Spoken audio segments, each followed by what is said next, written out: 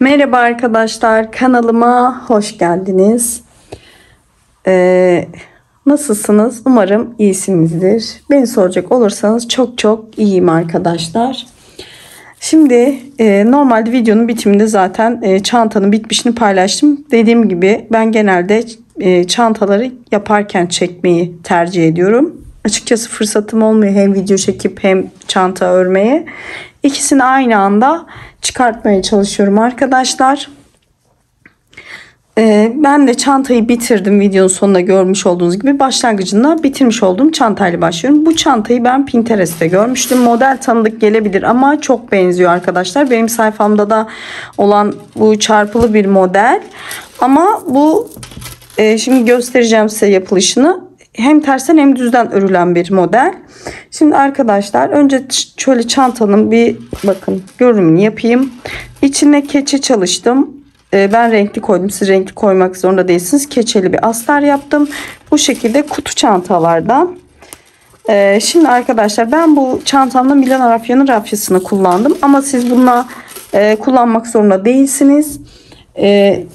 Makrome ipten de normal kağıt ipten de olur. Yalnız burada dediğim gibi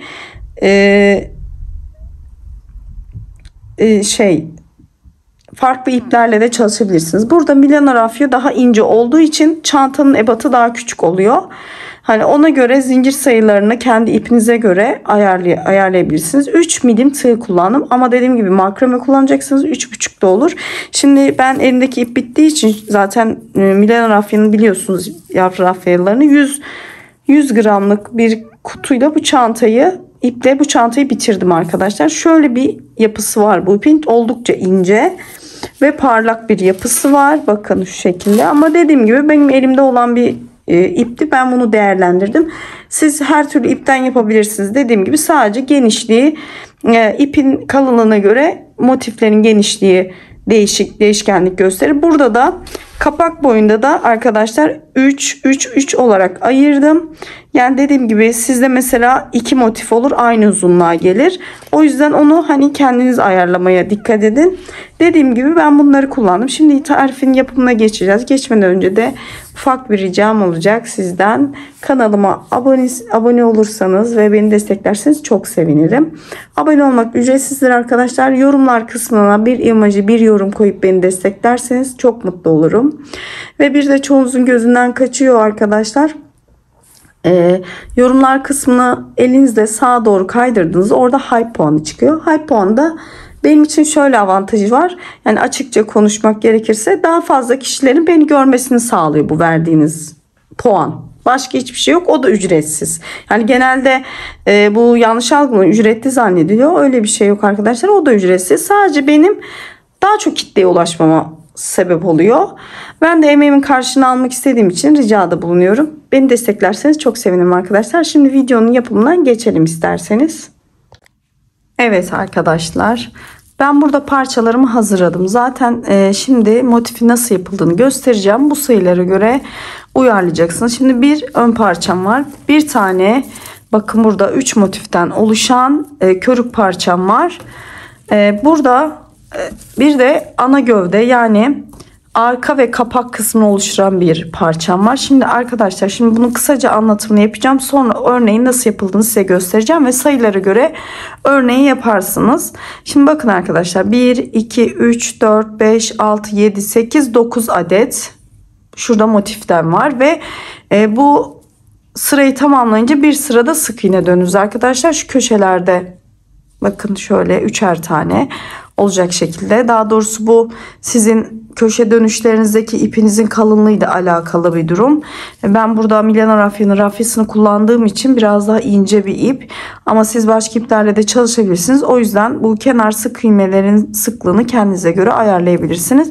Ve tabii ki motifler de ipliğin cinsine göre değişir arkadaşlar. Bu yüzden ben şimdi size santim de vereceğim. Burada bakın 9 adet dediğim gibi motiften oluşturuyoruz örneğimizi ve 1 2 3 4 5 6 7 8 9 10 11 11 sıra bu örnekten yapıyoruz. Şu ortasından çapraz geçen örnekler bakın bunları da bu şekilde saymaya kalkarsak 1 2 3 4 5 adet ama bir sırada örnekte üstüne çapraz yapmadan koyduğumuz örnekle birlikte 11 sıra oluyor.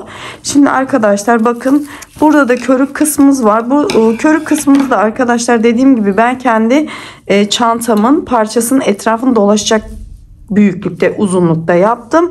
Onu da siz kendi yaptığınız parçaya göre ölçerek ayarlayabilirsiniz. Burada evet arkadaşlar, burada da dediğim gibi körük kısmını 3 motifle başlıyorum ve 37 sıra çapraz geçenleri hepsini birden saydım. 37 sıra yükselttim.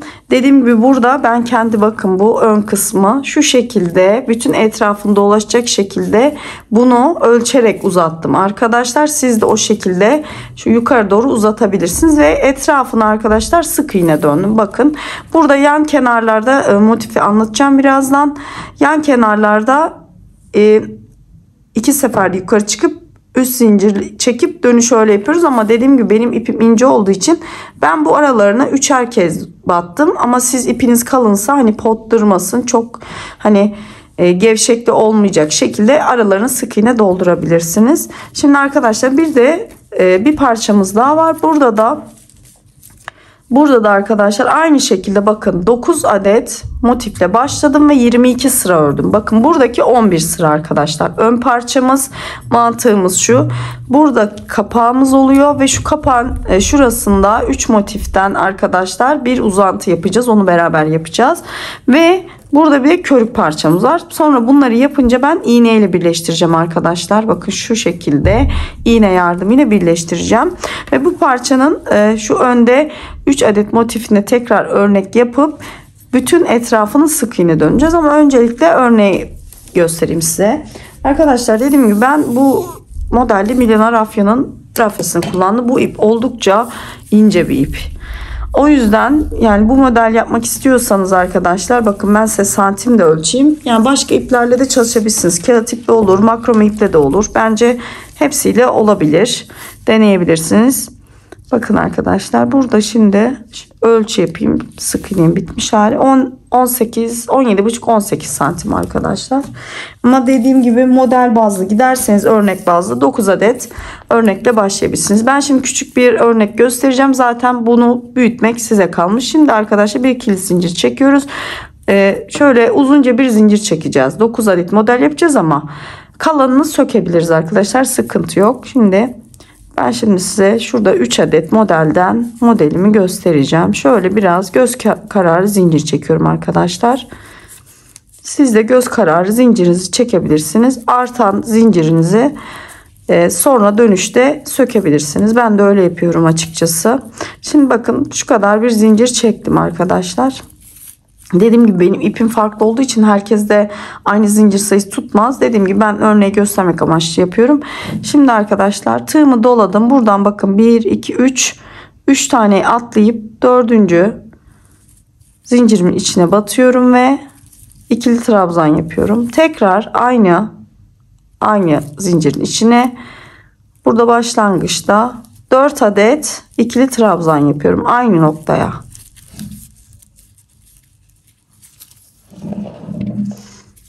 Şimdi bir tane daha yapıyoruz. Bak. Aynı zincirin içine 4 adet ikili trabzan. Tığımı doluyorum. Hiç zincir çekmiyorum. Buradan 1, 2, 3 zincir atlayıp 4. zincirin içine tekrar batıyorum ve ikili trabzan olarak yukarı çıkıyorum. Buraya da yine aynı noktanın içine 4 adet ikili trabzan yapıyorum. Tekrar ikili trabzan, yani tığımdan ipimi 2 seferde çıkarıyorum. Bakın şimdi bir tane daha yapalım. Tekrar tığımı doluyorum. 1, 2, 3 adet zincir atlayıp 4.'ünün içine batıyorum. Şöyle ikili trabzanlarımı yine aynı şekilde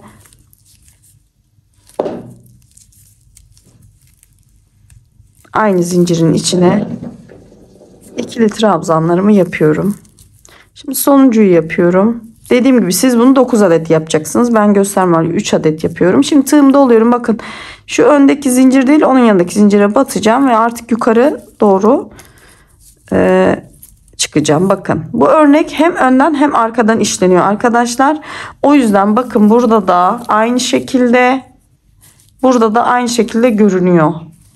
Bakın. Şimdi tekrar burada 2 3 adet zincir çektim arkadaşlar. Dediğim gibi benim ipim ince olduğu için ben bu ayarda çektim. Şimdi tığımızı doluyoruz arkadaşlar. Bakın burada 1 2 3 4 adet görünürde bakın boşluğumuz var. 1 2 ile 3'ün arasına 2 ile 3'ün arasına batıyoruz arkadaşlar. Bak trabzanın. Yalnız burada dikkat etmeniz gereken bir nokta, direkt trabzanın ortasına batmıyorsunuz. Bakın şu şekilde. Tekrar göstereyim. Çünkü buraya batarsanız, bakın şöyle yaparsanız, ki ben de bunu denedim. Buraya batarsanız burada bir bakın ya, hatta yapıp göstereyim. Şimdi bunun ikisinin arasının boşluğuna yaparsanız burada bir delik oluşuyor. Ben bu deliği istemediğim için, bakın şurada bir delik oluşuyor. Bunu istemediğim için burada trabzanın tepesinden içeri doğru batacağım. Şuraya tekrar, dediğim gibi ip ince olduğu için kaçırınca da telafisi zor oluyor.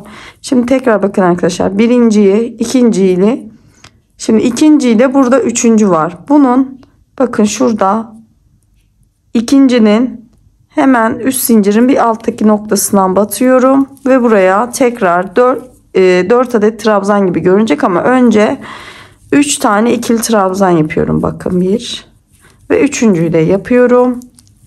Şimdi 3 tane yaptım. Şimdi tığımı doluyorum. Şurada birinci trabzan geri dönüyorum. Batıyorum. İpimi uzatıp çekiyorum. Bunu da 2 seferde. 1 2. Şimdi tekrar tığımı doluyorum. Aralarda zincir yok. Bakın 1 2 3 4. Bakın burada 1 2 ile 3'ün şu ara kısmına batıyorum arkadaşlar. Bakın şu şekilde. Tekrar buraya 3 adet trabzan, ikili trabzan. Yani ipimi dolduktan sonra tığımdan 2 seferde çıkaracağım.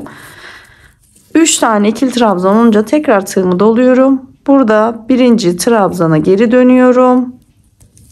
Ve ipimi uzatıp hafifçe çıkartıp 2 seferde çıkartıyorum. Tekrar tığımı doluyorum. Tekrar aynı şekilde 2 tane, bakın ikinciye atlıyorum. 2 ile 3'ün arasına, bakın şöyle ilmeğin ortası kısmına batıyorum. 1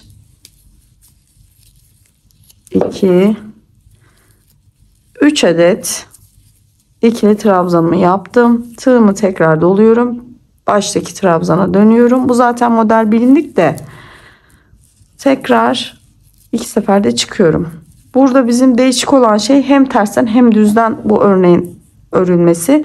Şimdi arkadaşlar bakın burada 3 zincirimiz vardı. Şimdi bakın bu 3 zincirin şöyle 2 tane, üçüncüsünün tepesine batıp 2 seferde yukarı çıkıyoruz. Tekrar 1 2 3 adet zincir çekiyoruz. Evet arkadaşlar, 3 zincir çekiyoruz. Tekrar ters dönüyoruz. Örneğimizi tersini çeviriyoruz. Şimdi burada bir sıra düz dörtlü 4 adet trabzan yapıyoruz. Bir sırada bu şekilde bakın aradan ilmek geçirdiğimiz sıra yapacağız. Şimdi tekrar aynı şekilde 1 2 ile bakın 3'ün arası tekrar aynı noktaya batıyorum. Burada 4 adet aynı noktaya ikili trabzan yapıyorum. Örnek bundan ibaret arkadaşlar. Bir sıra 4 tane ikili trabzan yapıyoruz. Bir sıra şu arasından geçirdiğimiz çaprazlamalı örnekten yapıyoruz. Şimdi tığımızı doluyoruz. Zincir yok. Tekrar aynı şekilde buraya 4 adet ikili trabzan.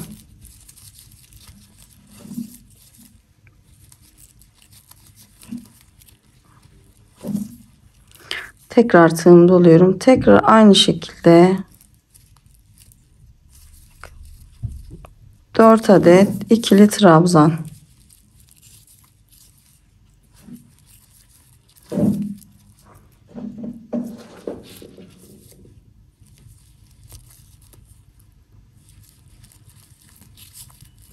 Ve tığımı doluyorum. Bakın burada şimdi bu 3 adet zincirle batmıştık. Onun tepesindeki zincire batıyoruz. 1-2 seferde yukarı çıkıyoruz.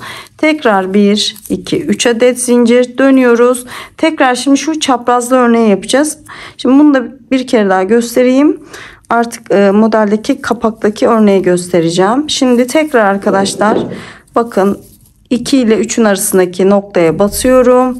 Tekrar buraya 3 adet ikili trabzan yapıyorum. Tığımı doluyorum. Baştaki trabzanın içinden geçip ilmeğimi uzatıp ve 2 seferde çıkıyorum. Şimdi tekrar bakın 2 ile şurada 3'ün arasındaki bakın trabzanın içinden batırıyorum. Bakın şu şekilde. Tekrar buraya 3 adet ikili trabzan.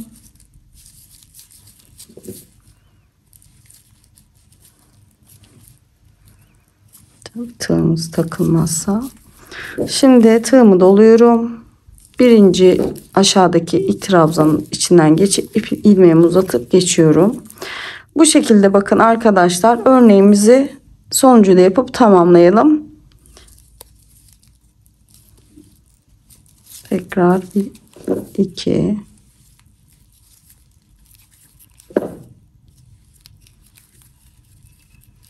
3 ve tekrar arkadaki trabzana geçiyoruz. İlmeğimizi uzatıp 2 seferde çıkıyoruz ve şurada bakın 3 zincirin çekmiştik. Tepesindeki zincire batıyoruz ve 2 seferde çıkıyoruz. Bundan sonra tekrar 3 zincir çekeceğiz, döneceğiz. Yine orta noktaya 4 adet ikili trabzan yaparak örneğimiz hep bu şekilde ilerliyor. Şimdi arkadaşlar bakın bu dediğim gibi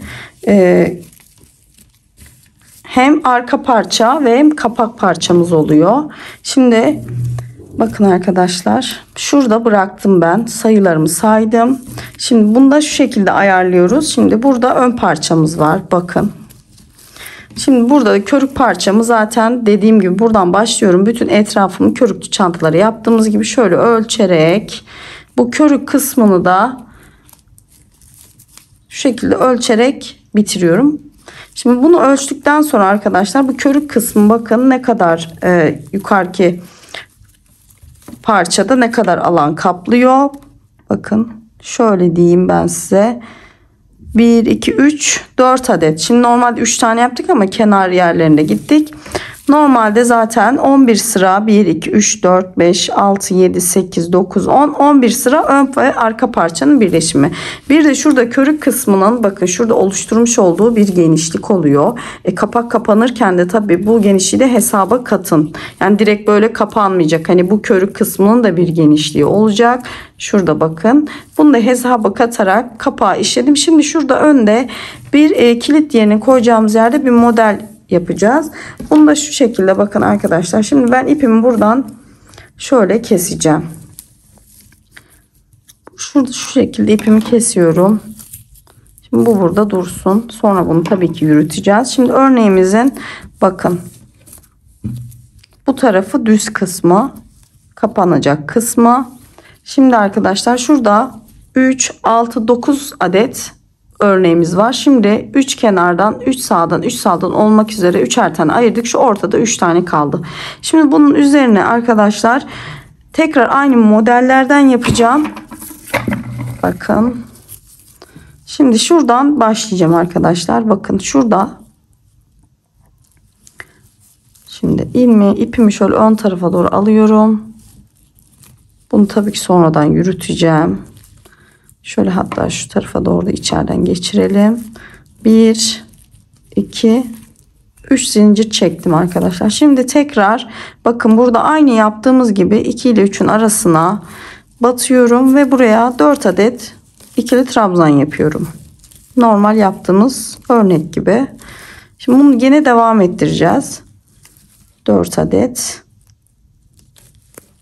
Şimdi bir yandakine geçeceğiz. Tığımı doluyorum. 1, 2 ile 3 arasına. Tekrar buraya 4 adet ikili trabzan. Tekrar bir tane daha. Şimdi bir yana geçeceğiz. Dediğim gibi 3, 3, 3 şeklinde bölmüştük. Şu şekilde 3, 3, 3 şeklinde bölmüştük. Şimdi buraya da tekrar aynı şekilde 1, 2, 3 ve 4. Bakın arkadaşlar. Şimdi bunu bölmüştük. Bakın. Şimdi burada tekrar tığımı doluyorum. Şuraya yanda yaptığım gibi. Şimdi buradan ikili trabzan olarak yukarı çıkıyorum. Bakın şu şekilde bir uç oldu. Şimdi arkadaşlar tekrar 1, 2, 3 adet zincirle yukarı çıkıyorum. Aynı örnekteki gibi. Şimdi tekrar buraya 1, 2, 2 ile 3 nasıl tekrar batıyorum. 3 adet ikili trabzan, 1 adet de önden çapraz ilmeğimiz var. Biliyorsunuz o modeli yapacağız. Şimdi 2, 3 tığımı doluyorum. Burada birinci trabzanın içinden geçirip ilmeğimi çekip uzatıyorum ve 2 seferde arkadaşlar çekiyorum. Şimdi aynı şekilde tekrar bunun ortasına tığımı doluyorum. Yandakinde aynı şekilde 3 adet ikili trabzanımızı yaptık. Tekrar en baştaki ikili trabzanımızın içinden geçip aynı şekilde şöyle örneğimizi kuruyoruz.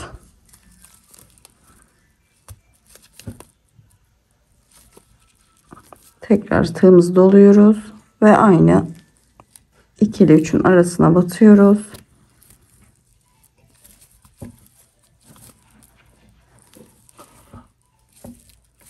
İki, 3. Şimdi birinciye basıyoruz.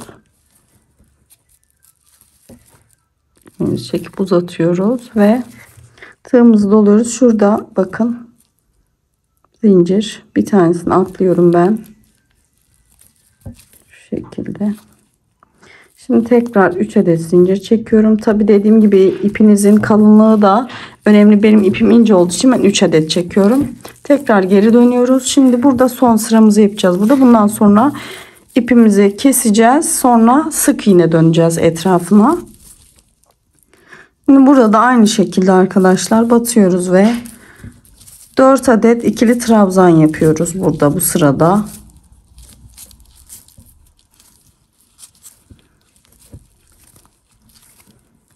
Evet bakın. Sonra tekrar tığımızı doluyoruz. Tekrar aynı şekilde 4 adet ikili trabzan.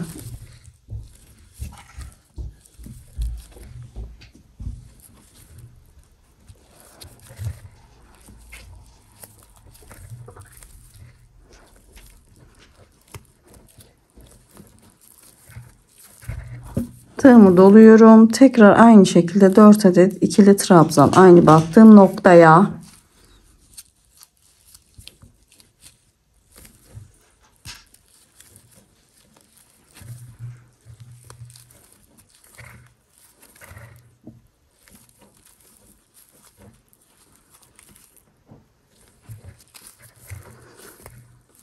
Ve bakın aynı şekilde burada zincirimin tepesine batıyorum.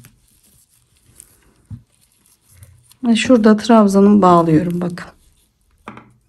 Şimdi arkadaşlar burada isterseniz buradan da sık iğne dönebilirsiniz. Ama ben şu şekilde yapacağım. Buradan bunu kesip yürüteceğim. Şu uç taraftan başlayacağım sık iğne yapmaya. Şimdi ipimi buradan keseceğim. Şöyle.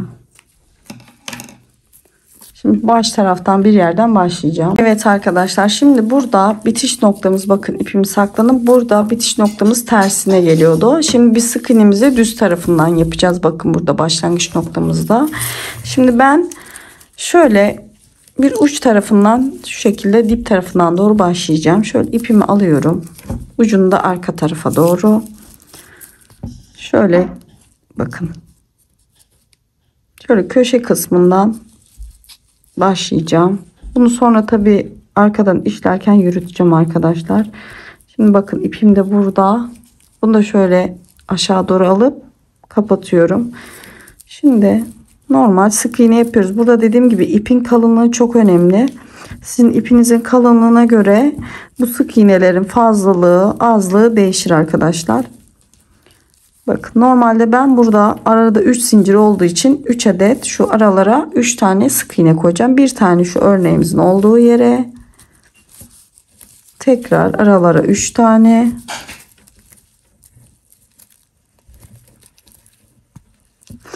Bakın Ne fazla gergin olacak ne de böyle volanlı bir görüntü olacak. Şimdi bunu aynı bu şekilde köşe dönüşlerimde de arkadaşlar bu köşelere mesela 4'er tane dönüşlerde uygulayacağım. Ama dediğim gibi siz kendi ipinizin kalınlığına göre aralıktaki mesela aralarındaki boşluklara göre bu sayıyı belirleyebilirsiniz. Ben şimdi arkadaşlar bütün kenarlarımı bakın buradan böyle geliyorum. Şunun etrafından da dönüp tekrar burada birleştirip parçamı bitireceğim arkadaşlar. Sonra bitirdikten sonra bakın burada parçalarım var. Zaten bunları anlatmıştım. Bunları ütü yapacağım arkadaşlar. Tersinden bir ütü yapacağım. Tabii ben bu iplerin üzerine bir bez koyarak ütü yapıyorum. Ama kağıt ipte gerek olmuyor. Eğer kağıt ip kullanıyorsanız beze gerek yok. Ama makromede yaparsanız ki olur, simli makromede de olabilir. Onların üzerine bir tülbent koyup ütüleyebilirsiniz. Ben şimdi bütün etrafını sık iğne dönüp geleceğim arkadaşlar. Evet arkadaşlar parçalarımı bitirdim. Bakın en son burada sık iğne dediğim gibi döndüm etrafını. Bütün parçalarım etrafını sık iğne zaten dönmüştüm. Burada şöyle astar çalışması yaptım ve bunun içinde keçe kullandım arkadaşlar. Keçenin üstüne astar yaptım. Ben bunları bitirip size gösterdim. Ben şu şekilde turuncu bir keçe kullandım. Alttan böyle turuncu görünsün diye. Ve normal kumaşla önce keçeyle kumaşı diktim. Sonra kumaşı hayalet iple yani keçeli kumaşın birleştiği bakın astarı hayalet iple örgü parçamı diktim arkadaşlar. Bakın bu da bu şekilde. Şimdi arkadaşlar bunları birleştireceğiz. Şimdi şurada ipimi kesmemiştim lazım olurdu. Şimdi burada iğneyle birleştireceğimi söylemiştim ama buna hani dediğim gibi ben de ilk kez yaptığım için buna birleşim sonrasına karar vereceğim. İğne mi, tığla sık iğne mi? Artık ona göre bir birleşim yapacağım. Bakın şimdi arkadaşlar önce şu iki parçayı şöyle birleştiriyorum ve şöyle kancalarım var. Şöyle kancalarımla ya maksat burada eşit bir hani eşitliği sağlayalım. Ona göre birleştirirken de zorlanmayalım. Şöyle kancalarımla birleştireceğim. Dediğim gibi siz herhangi bir mandalla bile yapabilirsiniz. Ben de çoğu zaman küçük mandallarım var. Onlarla yapıyorum. Takip edenler bilir ama şimdi şöyle göstermek istedim. Şimdi arkadaşlar bakın köşe kıvrımı şu şekilde. Buraya da bir tane. Tabi dediğim gibi bu körük kısmını kendi örgünüze göre ayarlayıp yapıyoruz söylemiştim. Tüm körüklü çantalarda olduğu gibi ölçümüzü ölçerek parçalarımıza göre büyütüyoruz. Şimdi şöyle ortaya da bir tane.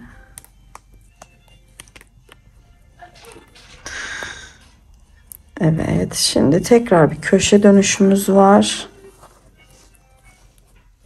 Şöyle köşe dönüşlerimizi hatta şöyle ilk önce şu iki başı birleştireyim. Köşe dönüşlerimizi arkadaşlar çok sıkmayın ve köşelerin şuna özen gösteriyorum ben. Hani şu şekilde birleştirince şu köşe kısmı hani şöyle olmasına dikkat edin. Hani böyle daha düzgün ve net bir köşe olması için düzgün. Şimdi arkadaşlar buraları da birleştireceğim. Sonra bakın şöyle yaptık.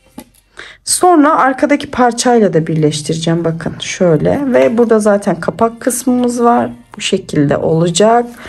Şimdi bu arka kısmını da ben birleştireceğim. Sonra dediğim gibi artık tığ mı iğne mi onu ben de henüz karar veremedim. Ona beraber karar vereceğim. Zaten dediğim gibi ben de bunu ilk kez yapıyorum ama sizinle yaparken çekmek istedim. Çünkü sorulacağını biliyorum. Fırsat buldukça çekim yapmaya çalışıyorum arkadaşlar.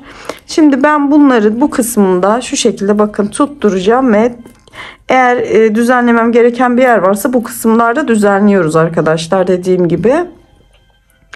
Yani şimdi bunu yapıyorum ama ben son kontrol yapacağım tabii ki. Şimdi köşe kısmından tutturdum. Bakın şimdi bu köşe kısmından da tutturuyorum. Yani bu köşelerin de dediğim gibi bakın buradaki ve buradakinin birbirini tutması gerekiyor. Şimdi şuraya da bir tane tutturayım. Son kontrolleri yapınca sizle birleştirme kısmına geçeceğiz. Bu çanta arkadaşlar bir adet Milona rafyadan çıkıyor. Ama dediğim gibi bu ip ince ve metrajı biraz yüksek. Siz de ona göre kendi ipinize göre de ayarlayabilirsiniz. Şimdi bakın arkadaşlar, buradan da birleştiriyorum. Şimdi ana hatları size zaten göstereceğim. Sonra tekrar bir kontrollerimi yapıp birleştirme kısmına geçeceğiz. Bakın arkadaşlar, çanta bu şekilde duruyor. Şöyle de bir kapağımız var. Bakın. Görüyor musunuz? Şimdi ben kontrollerimi gerçekleştireyim, sonra sık iğne kısmına geçelim. Evet arkadaşlar, kontrollerimi de yaptım. Hiçbir eğrilik yok. Buna dikkat edin çünkü çantanız yamuk olur. Şimdi arkadaşlar burada ipimi iğneme geçirdim. Ben iğneyle birleştirmeye karar verdim. Normal bakın, şu başta benim fazlalık ipim vardı. Ben koparmadım onu. Şimdi buradan bakın, sık iğnelerin şöyle dibinden karşı taraftan güzel denk gelecek şekilde bakın şöyle karşıdan çıkacak ama hani çok büyük değil, ufak ufak şöyle sık iğnelerin bakın hemen böyle alt kısımlarından karşıya geçecek şekilde. Şimdi buraları birleştireceğiz arkadaşlar. Şimdi ben buraları, dediğim gibi, mantığı zaten anladınız. Bütün bu birleştirdiğimiz yerleri şu yan kısımlarında iğne yardımıyla birleştirip gelelim. Evet arkadaşlar, bakın çantamın birleşimini yaptım. Şimdi arkadaşlar, normalde eğer hiçbir şey yapmayacaksanız normal bir sık iğne geçip yeterli olabilir. Kendinize kalmış. Ama ben bakın şu şekilde köşe aparatları var ya, şöyle 2 tane buraya takmayı düşünüyorum. O yüzden şimdi bunun tam böyle birleşmesi için bir sıra daha arkadaşlar şöyle sık iğne gideceğim. Onu da sadece şu kenar kısmından, kapak kısmından doğru yapacağım. Şuradan başlayacağım, kapak kısmından doğru yapacağım. Ama siz yapmak zorunda değilsiniz. Dediğim gibi ben anlık karar verdiğim için, şimdi bu aparatlar da buraya ölçtüm, yetişmediği için bir sıra daha örmem gerekiyor diye düşündüm. Ben o şekilde yapacağım ama böyle yaptığımız şekilde de buraya bir çıt çıt yapıp kullanabilirsiniz. Ben şunları takmak için bir sıra daha, dediğim gibi şuradan kenardan başlayacağım. Sadece bu kapak kısmını bir sıra sık iğne geçeceğim. Evet arkadaşlar, çantamın bitmiş haliyle karşınızdayım. En sonki videoda demiştim ki bu ağzına kenar aparatları koyacağım diye. O yüzden bir sıra etrafına sık iğne gitmiştim, biliyorsunuz. Aparatı takmaktan vazgeçtim arkadaşlar. Ve sık iğneye gittikten sonra bakın, ipim artmasın diye ben buradan böyle sık iğneye başladım. Bütün ağız kenarına döndüm ve burada ipimi gizleyip koparttım. Bakın çantamın içi bu şekilde oldu. Şöyle iç kısmına, ağız kısımlarına çıt çıt yaptım arkadaşlar.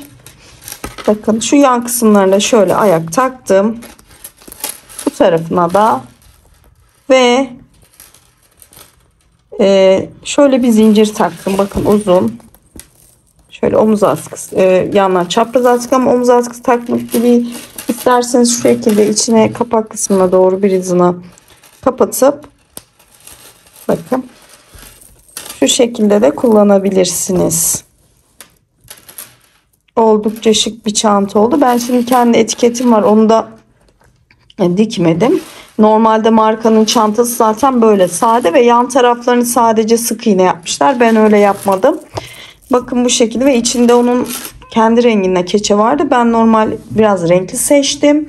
Dediğim gibi umarım beğenmişsinizdir. Ben de ilk kez çalıştım. Dediğim gibi bir adet Milona rafyanın ipinden 100 gramlık ipten bu çantayı çıkardım arkadaşlar. Siz başka iplerden de çalışabilirsiniz tabii ki, makrom ipinden de, ama dediğim ölçüleri verdim. Bu ölçüleri kendi ipinize göre uyarlayabilirsiniz. Bakın arkadaşlar, bence oldukça güzel, şık ve minnoş bir çanta oldu. Bakın şöyle bir de ölçüsünü de vereyim size. Bakın çantamın şöyle 18 santim arkadaşlar. Şöyle de yüksekliği. Bu da 15-16 santim gibi. Oldukça bakın güzel, pratik, telefon, cüzdan sığabilecek bir çanta. Şimdi bayram yaklaşıyor. Belki kızlarınız varsa kendiniz için de yapabilirsiniz diye düşündüm. Umarım beğenmişsinizdir arkadaşlar. Beğenip yorumlarınızı eksik etmezseniz çok mutlu olurum. Bir dahaki videoya kadar hoşça kalın arkadaşlar.